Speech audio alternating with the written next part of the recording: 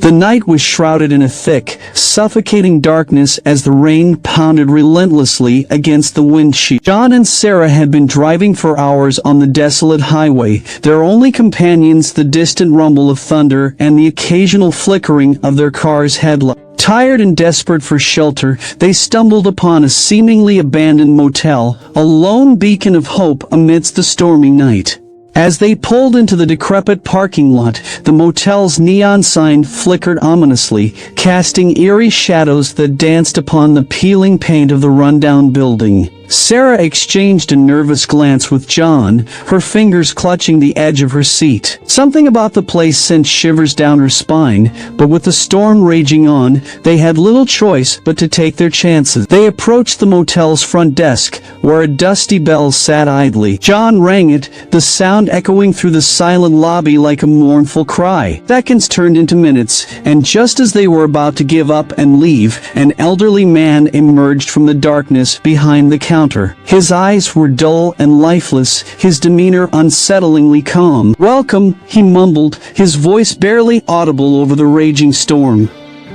"Room for the night?" John nodded, handing over his credit card without a second thought. Sarah couldn't help but feel a sense of unease as the man's bony fingers brushed against hers while taking the card. She tried to push the feeling aside, attributing it to exhaustion. The old man handed them a rusty key with the number 13 etched onto it, a room at the end of the dimly lit corridor. He warned them to stay inside their room until morning, cautioning them not to wander the halls after dark. His cryptic advice only heightened their anxiety. Once inside their room, they found it to be a disheveled mess of faded wallpaper and creaky floorboard. The air was thick with a musty, unpleasant odor, as if the room had been sealed off from the world for far too long. The dim lighting cast long, eerie shadows on the walls, making the atmosphere all the more unsettled. John tried to reassure Sarah, suggesting that they just get some rest and leave at first light. But as the hours dragged on,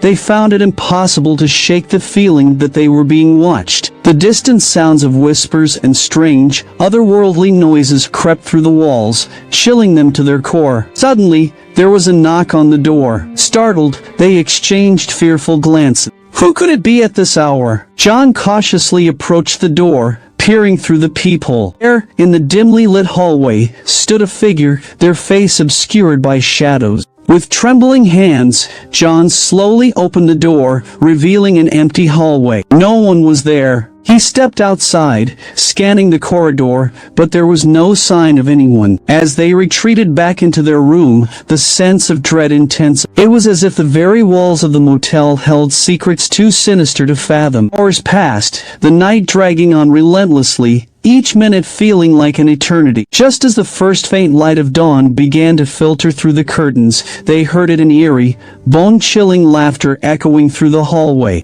The laughter grew louder and more deranged, and then, abruptly, it stopped. Terrified and exhausted, John and Sarah knew they couldn't wait any longer. They gathered their belongings, rushed out of the room, and fled the motel without looking back. To this day, they can't explain what they experienced that night, but one thing was certain: the motel's chilling mysteries would haunt their dreams forever, a tale they would tell as a warning to all who dared to seek refuge in the darkness. Chilling Tales, real motel horror stories that will haunt your dreams, reminds us that sometimes the most terrifying encounters are the ones that defy explanation, lurking in the corners of our reality, waiting to be uncovered by those brave enough to venture into the unknown.